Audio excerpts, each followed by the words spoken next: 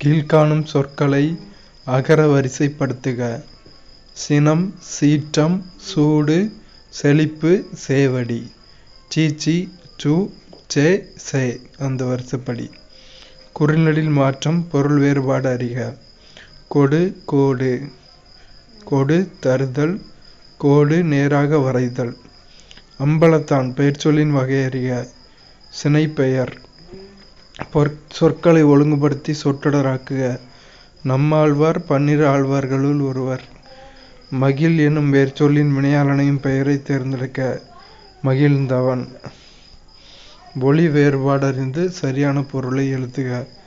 ஆண் பசு, ஆண் மனிதன். தமிழ் சொல் தேர்க. ஃபேக்ஸ் தொலைநகலி. பிறமொழி சொற்கள் நீக்கிய தொடர் தேர்க. மன்னர் அரியணை ஏறினார். மரபு பிழைகள் அற்ற தொடரை குறிப்பிடுக. ஆட்டு மந்தை. பிழை திருத்தம் செய்க. ஒருமை பன்மை பிழையற்ற தொடர் எது? பழங்கள் அழுகின. பிரித்தெழுதுக. ஆன்றோரோ டப்பர். ஆன்றார் பிளஸ் ஓடு பிளஸ் ஒப்பர். ஆளுடை நம்பி என்று அழைக்கப்படுபவர் சுந்தரர். பொறுத்துக. கீதை மொழிபெயர்ப்பு பாரதியார். குடும்ப விளக்கு பாரதிதாசன். கொடிமுல்லை வாணிதாசன். வீராயி தமிழொலி.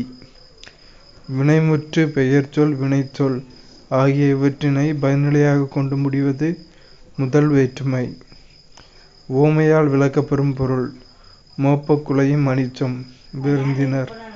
கீழ்கண்ட கூற்றுகளை கவனி. கம்பரின் மகன் அம்பிகாவதி சிறந்த கல்விமான்.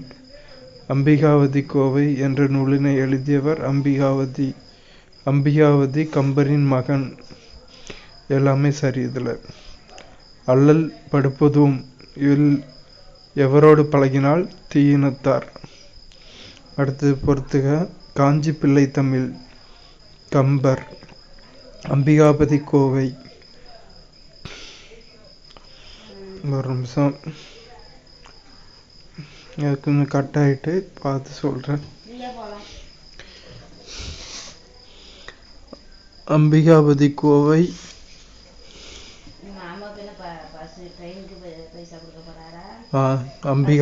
அம்பிகாவதி கோவை. அம்பிகாவதி. தமிழ் தென்றல் சத்திமுத்த புலவர். சரி அதில் நாரை விடுத்தூது சத்திமுத்த புலவர். தமிழ் தென்றல் 96 சிற்றிலக்கியம். அடுத்து பொதறிவு. புரதச்சாலைகள் என்பது எவை? ரைபோசோம்கள். பூஞ்சை கொல்லிக்கு எடுத்துக்காட்டு. ஃபோர்டாக்ஸ் கலவை. 1664ஆம் ஆண்டு சிவாஜியால் தாக்கப்பட்டதும் மற்றும் சூறையாடப்பட்டதுமான மேற்கு கடற்கரை கோட்டை சூரத். அகச்சிவப்பு கதிர்களை ஒளிச்சேர்க்கைக்கு பின் பயன்படுத்தும் உயிரி ஒளிச்சேர்க்கை பாக்டீரியா. பின்வருவனவற்றுள் இந்தியாவை தவிர எந்த நாட்டில் சமஸ்கிருத கல்வெட்டுகள் உள்ளன? தென்கிழக்காசிய நாடுகள். ஆம்பியாக்சஸின் கழிவுநீக்க மண்டலத்தில் உள்ள நெஃப்ரிடியாக்களின் எண்ணிக்கை 90 ஜோடிகள் ஆகும். 10 மீட்டர் என்பது எதற்கு சமம்? 10,000 சென்டிமீட்டர். 10,000 இல்லை, 1,00,000 centimetre square. Question 10 metre square தான் கரெக்டு. எங்கு அகில இந்திய முஸ்லீம் லீக் 1906இல் ஏற்படுத்தப்பட்டது?